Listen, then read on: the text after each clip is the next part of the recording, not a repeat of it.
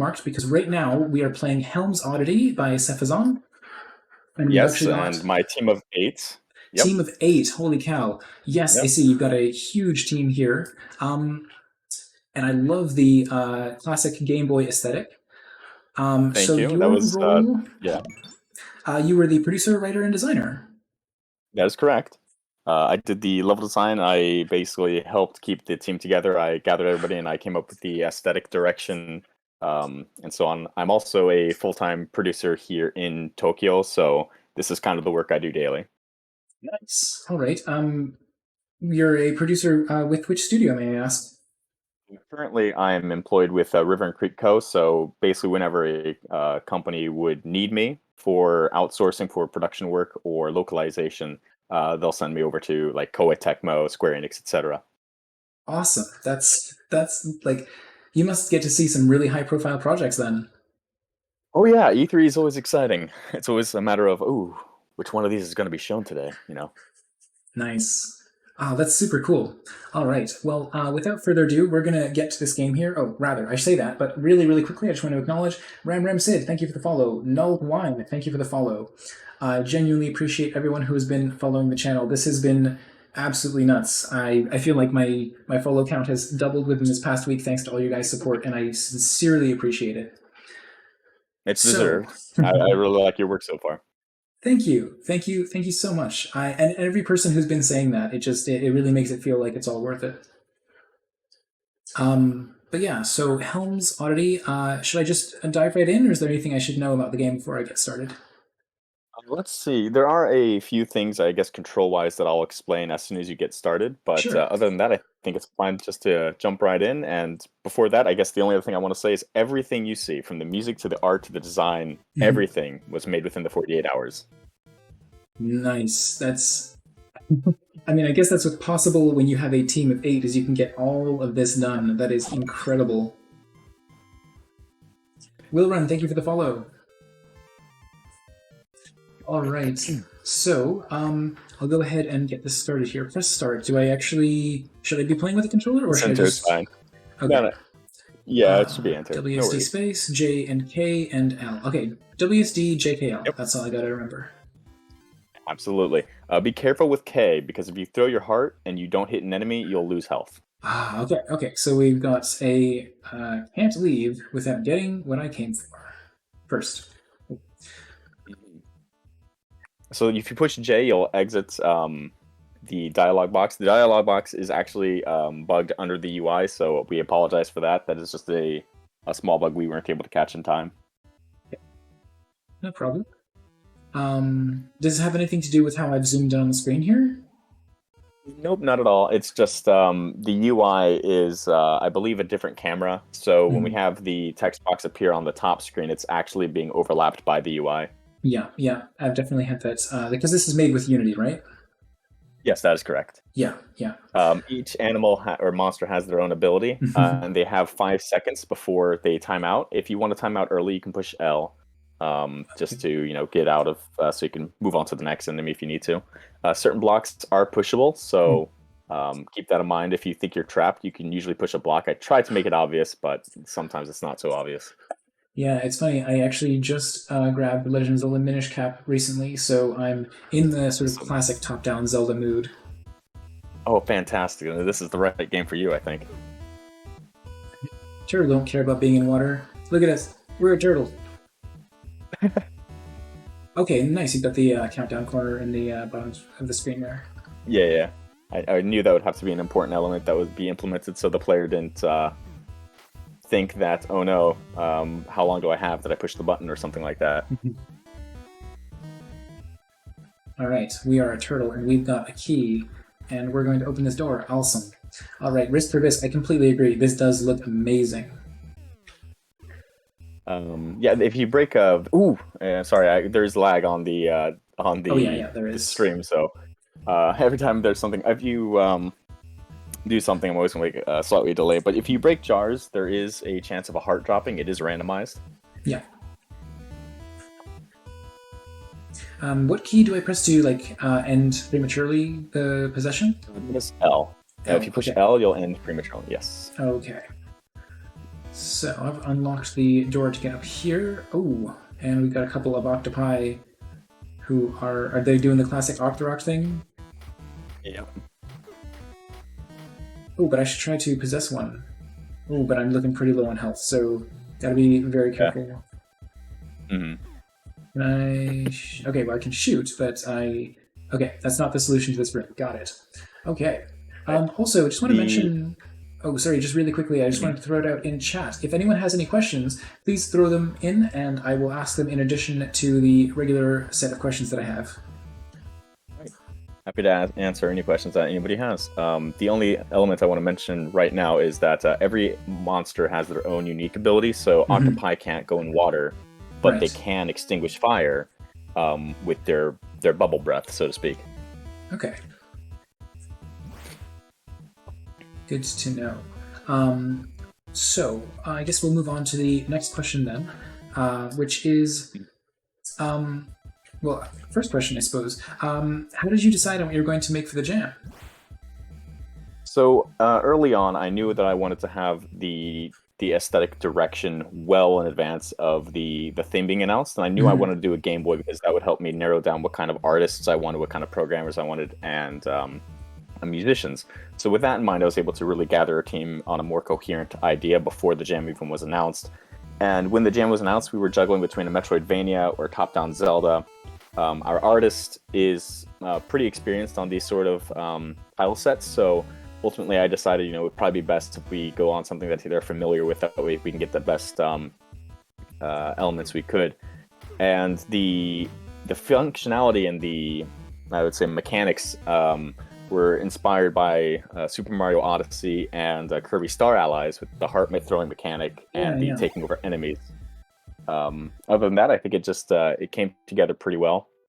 But overall, I tried to ensure that our scope was manageable even before we even had the theme announced, and that's why I decided to go with this direction. Nice. I think that's a really clever way of approaching things, and stands to reason. That's exactly seems very producer-minded of you, to the fact that you don't know what the theme is going to be necessarily, but if you decide on the scope and maybe even the rough direction of the format of what you're going to construct, then you can start building out the skill set, as you said, you had the artists in mind, maybe even the template that the game is going to be loosely based off of, and then you can worry about integrating the theme on top of that. Absolutely. I saw you died in a room as soon as you entered it. I wanted to go ahead and say we do unfortunately have a bug where the player does not immediately stop on entering a new room. So if there's an obstacle or something that can damage you in the next room, if you keep pushing up, unfortunately that will happen. But I will tell you, that room should not be accessed yet. Anyway, there's a water maze in there, and we need the power up before we can go into there. With the key, you can unlock a room with those moving tiles on the left wall. It's not as obvious. It's something I think I'll take a look at to make that door a little more obvious against the walls in the next update, which is going to come pretty quickly after the jam ends. Maybe you can prompt me when I get a little closer to it, but just real quick, Captcha, thank you so much for the follow. But yeah, so we are going to go ahead and... I guess, was there anything else? What process did you use to decide, working together with your massive team here, how did you all collectively decide on this game? You mentioned Mario Galaxy and Kirby Star Allies as inspirations, but I guess what I'm interested in is knowing, how did you... some people do it democratically, some people just have, okay, well, here's the person who's the visionary, we're all going to follow them. So in that sense, how did you decide on what game you're going to make? Well, in my experience, it's good to have some sort of democratic discussion when first having the theme. That way you can get some ideas that if you were just to take charge and go, you might miss out on. One such idea are the bubble mice that you'll see later in the dungeon, which basically the entire team came up with on their own. We need a bubble mouse! And I'm like, okay, we're going to have a bubble mouse. All right. But other than that, I think it was a matter of me just trying to understand what everybody's talents and capabilities were. And then sort of leading to that, I do feel like I overrid some direction approaches from some other members. Like I said, originally most of the team wanted to do a Metroidvania, but I felt more confident in my level design. I've done Metroidvania level designs before, but for a jam, I think it'd be better to have this sort of dungeon approach. By the way, the moving tile room that you were in just a bit ago is the one with the locked door. So I see. Okay, I gotta go back there. Of course, because you just gave me a key, so I should be using it very immediately. Right. But generally, I just wanted to make sure that we were all going to be able to produce something according to our talents and capabilities, according to the scope that I had in mind. So although there were a few areas people wanted to go in, I kind of like shifted that into a different direction just to make sure that I was confident in our ability to produce something in that short time frame. I can't always seem to hit the enemies. Is there a reason for that? So the sword mechanic is a little clunky, unfortunately. It does not respond extremely well. That's something we're going to be working on in the future update. You are damaging them. It's just the feedback isn't as fluid as I think we would prefer. Also, don't forget to push J to open the door when you're next to the moving platform. I realized that I was expecting to just like walk into it and use it, and then I was like, nope, I got to go back there, and then I got cornered by the enemy, and I couldn't. Lurk yeah, not I just lie. told it. I'm so sorry for that. No, lurk not lie. It is a little Unfortunately, brutal. yeah, it's okay. I don't mind. It's a great conversation to be having all the while, and we've even got unique art on the failure screen here, so super cute. I was just going to say really quickly, lurk not lie, as much as I would have liked to, the squids ended up spanking me instead. Oh, yes, let's, the URL is off screen and too tiny to read, so I will repost the link in chat as often as necessary. I always post it at the beginning and then once more at the end. And it is indeed, it's called Helm's Oddity. We are joined by the developer right now in Discord. One of the developers, in fact, the producer, the writer and designer. So how do you say your last name? I'm sorry, mine?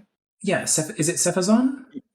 So it's actually a portmanteau of that I made up when I was still a teenager. So I just use it for my professional roles because I've used that my entire career. But it is Sephazon. Really, any pronunciation is okay except for Stephanie. I have a lot of people that call me Stephanie when they misread it. So how on earth? Okay, I can remember more often than Sephazon. I like. Okay, just to acknowledge the some wonderful comments coming in here from chat. Yes, I also love the Game Boy graphics, and I think that yes, naturally octopi are famous for being firefighters. I mean, haven't you seen Mario Odyssey? They're totally good at cleaning up toxic goop and such. Oh yes, absolutely. And yeah, do you think it's possible to actually emulate this game on the Game Boy? It looks like the controls and the enemy AI and such are simple enough. I have thought about that over the course of the past week. I personally, not only do I think it's, even if it is possible, I'm not sure I'd want it to be. Primarily out of, there's a lot of bugs with moving rooms in the Game Boy that I wouldn't want to have emulated in this game, even if we were to make it for the Game Boy. There's some other functionality that I don't think would really carry over as easily, so even if it were, I'm not sure I would want to pursue it at this time. Yeah, I think it largely is one of those things like, hey, isn't that a novelty? You got it to run on the Game Boy. But on the other hand, I mean, how many people are actually capable of loading ROMs onto a Game Boy? Like, right. As neat as it is, there we go. All right. So, that being said, so how did you decide on the Game Boy aesthetic in particular? Is it just one that's you're quite familiar with, or was there any other reason? Well, it's not only one that I'm intimately familiar with, but it's also the most simplistic. I wanted it to have something that could have an excellent presentation. And I knew we weren't going to get like high-bit artwork. We weren't going to be able to do 3D textures or anything like that. So I wanted something that looks good and feels good that people are familiar with. And it just sort of naturally coalesced on a Game Boy. You know, it only has a 4-color palette, which is quite simple to maintain. Yep. Versus like an NES where you'd have to have multiple colors, you'd have to be changing them around based on what area you're in. So ultimately, I think it came down to the palette, but also the sort of level design that I was capable of making in the time frame. I also saw another comment earlier of like Bubble Mouse all the way, or what was the exact comment here? I believe in Bubble Mouse supremacy. Yeah, I think so. I do know I have some developers in here, but the people who are talking about the Bubble Mice, I don't think are the developers because I saw some of them follow you, what their names were. So it is interesting. People are joining the Bubble Mouse bandwagon. Nice. All right. Well, I'm sure I'll know it when I see it. But did I click through the wall? It is possible there are a few bugs here, unfortunately. Guys, we are going to see a new side to this game. Oh no, I think we might need to. Very interesting. I will reset, but I'm just super curious at this point. How far can I go? Oh my gosh. Oh my gosh, this might be a way. So I will be honest. Yeah. There is a oh my gosh, there is. No, I'm fine with this. There is a soft lock near the very end of the game because of a room bug. So this might be able to be used to overcome it. If you can get to the end on stream, I will credit you as the first person to actually successfully beat this game. Okay, I just need to be really careful to not bump myself out of this is amazing. Back in bounds. Oh my god. Oh my god. All the deaths were totally intentional, you guys. We're really in screen. Wait. Be careful. This looks like don't go back in bounds. Don't go back in bounds. Oh, go back. Okay. No, go backwards on the tiles, and we have to go up the wall. And then yeah, like what you're doing. This is oh my god. Okay. Oh my god. There's a bit of a stream delay. Oh my god. Okay. So I'm at the top of the room. I'm just gonna wait a second. Just clarify to me. The boss room. Okay, this is the boss room. Just clarify to me. I'm still going to the right. Yeah. Okay. Yes, you're going to the right. Oh my god. Okay, so you spawned in. Sorry. Uh-oh. Advance the text. Expecting a boss battle. So we couldn't implement the boss battle in time. So the boss is like, "Yar, just be where the boss battle would be if you had the time to make it." Okay. Am I back in bounds? No, I can't get back in bounds. How can I get back in bounds? It's right, so tantalizingly close. This is amazing. Oh my gosh, I just gotta... What is gonna get me... Wait, can I... No, that will kill me if I throw my heart. What's down here? Okay, can I go that way? Can you throw your heart onto an enemy in a previous screen, I wonder? Probably, but then I won't have the boss key. So I need to figure out how to get the boss key. Okay, so there's the bubble mouse. Okay, Oh, this is gonna be difficult. Oh my gosh. Well, you are the first person to see this screen. Yeah, if you can get the bubble mouse. Oh, darn. If you get the bubble mouse, it's not gonna do any good. Because we need to get the boss key, which is in the area to the left here. Oh, this is gonna be difficult. Oh, if you get one of the fire squids. Okay. Oh, I don't know. Wait, okay, I'm back. I'm back in... I recognize this room already. So this was the water puzzle that I couldn't clear before. Yeah, I think actually if you go back up and there's a fire squid, you might actually be able to, because we need we need a key, and the boss key is actually pretty close to the boss door. Okay. So it is actually entirely possible that we might be able to get it. Okay. Also, this isn't how the game is meant to be run, everybody. Not at all. But this is hilarious, and this has become the run now. We will resume the interview once this fascination subsides. But so should I be on the screen that I'm seeing on now? I've lingered here for a bit, so I'm pretty sure we're seeing the same thing. Is this the screen where I should try to possess something? I think you should try to possess the upper octopus. Okay. And extinguish the fire below it. Be very careful. Yeah. Let's see if I can clip back in bounds without throwing the heart. Nope. Hold on. Huh? Oh no! Oh darn! You can't. Oh, that's a problem. That's unfortunate. I can't clip back into the fire. I wonder if one of them wandered close enough to me. What happens if I walk on the water? No, I can't. Okay. Okay. So my question would then be, yeah. Also, when you're an octopus, push J to extinguish fire in front of you. Okay. If we get that far. I'm super low on hearts at this point, and I can't throw my heart past the boundary of the game now. Let's go back up to the final room with the tomato. Yeah. The tomato togetherness, as I call it. Okay. Oh, we're back. Okay, the dialogue re-triggered. So there's the tomato, yeah. Mhm. Let me think. See if you can swing your sword at it or something like that. Just don't throw that last heart. If you throw that last heart, I'm we will dead. die. Yeah. Oh Unfortunately, I man. am. It's just out of range. You know, it's interesting because I'm fairly confident this could be used to actually get past that soft lock. Oh, that's so unfortunate though. Oh, can I get that heart? Oh, I can. It's so tantalizing. I can't. I can't pick it up with the sword. So I can break the Oh pots, but I darn. can't collect the hearts. Well, I think you've actually seen more of the level than anybody else has so far because of I got a key. the camera. I can pick up Yeah, keys through walls. if we can just get Mm-hmm. back in bounds. Oh, and we can't even get those hearts. No, Oh, I that's tried. so I thought like that unlucky. turtle was so close, and I was like, oh, I'll go for it. No, okay.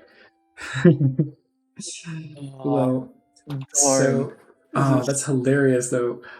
So we have the recording. It might be possible to see if I can how I can replicate that glitch, but I'm not sure if it's necessarily going to do us any good because I'm guessing like so this was made with Unity, right?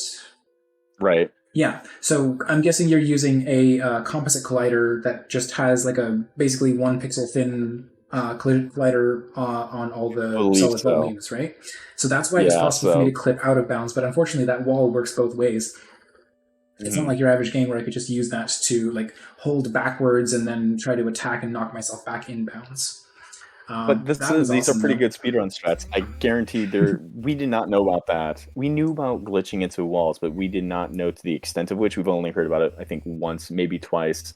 Definitely, we do have speedrunners on the GMTK Discord who've been playing it frequently, trying to see if they can get past that final room that they can't get past.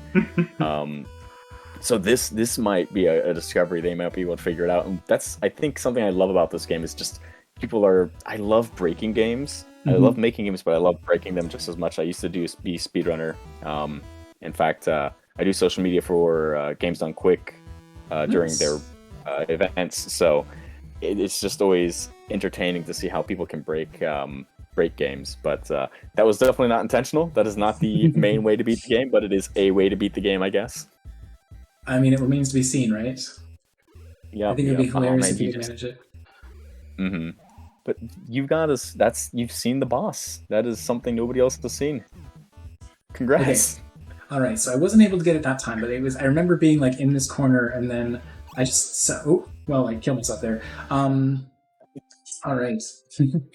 Yeah, lots of Twitch reacting. I do think that would be a pretty hilarious theme for a game jam. Is like you have to use some like I was going to say obscure, but no, some famous game glitch, something like the like clipping into a wall or something like that to beat a game in a way that isn't necessarily intended. That would be hilarious.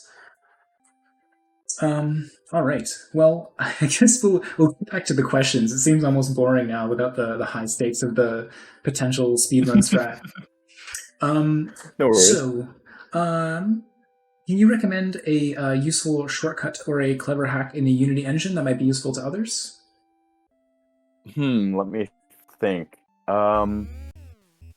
Let's see. Unfortunately, I only do use Unity for these sort of projects. I don't use that on as a main engine for really any for my day-to-day work. So Okay. I'm Well, sure one of our programmers would probably have something better to say. But you know what? I do. I do have a piece of advice at least, and that is when you are editing your game, mhm. try to have it so that when you are actually play testing without being in the editing screen, that you turn your entire console into some bizarre red hue that lets you know, hey, Play mode tint. you are Yeah. currently, yeah, you are playing. Anything you move will change. Anything you make will be lost as soon as you push the pause button or stop.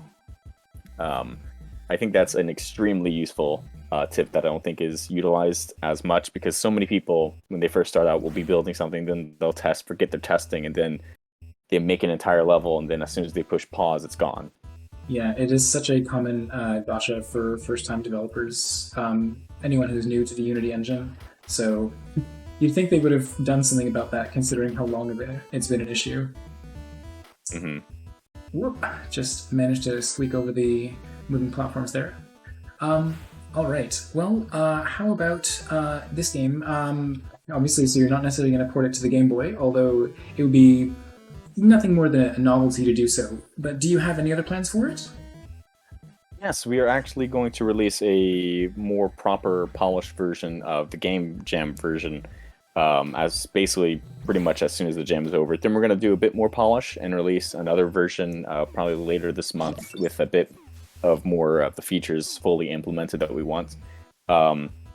And then after that, depending on what kind of feedback we get, we have already been discussing and sort of decided that we will actually be moving into a full vertical slice development after that, if everybody's still on board. So we do have the team staying together. We might have a few new members of colleagues that I work with here in Japan who might join, as well as more to keep the team together, I think. But yeah, we're pretty confident in the mechanics and the ideas that we have here. There's just a lot of fine tuning that we'll need to do, but you can't do everything within 48 hours. But we're pretty proud of what we were able to accomplish in that time. Yeah, absolutely. I'm super glad to hear that it's going to go on, like not just to get a post jam version, but also to get a potential full on release. I would love to see it. Yeah, like in fact, if you do have anyone, or rather, if you do get to a point in where you're up for displaying a public build of the game, I would love to have it back on the stream here and be just sort of giving my. Because when I'm not doing these game development interviews, I'm also just playing games, sort of playtesting them for the developers, actively talking with them, giving my thoughts as a sort of stream of conscious thing, and just being a sounding board for helping developers to make games the best versions of themselves that they can be. That's the general idea that I'm going for. Yeah, I appreciate that, and like I said last night, as a fellow interviewer, I do understand and appreciate the sort of the spreading the awareness of these projects, especially indie games. They don't get a lot of attention. The market is pretty saturated, so every little bit helps. Yeah, I mean, I just thought it would be a great way to, I love talking about game design, and I feel like every single game jam has a story behind it, and so many of them run down to the wire, and so many of them are this just incredible story of like how you were able to just wrangle your scope enough in time to get something playable. And yeah, every one of these games has either it's interesting, I managed to throw my heart and die at the same time.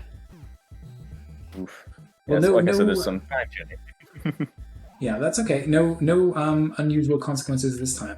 Still trying to figure out how to do that clip. Fair enough.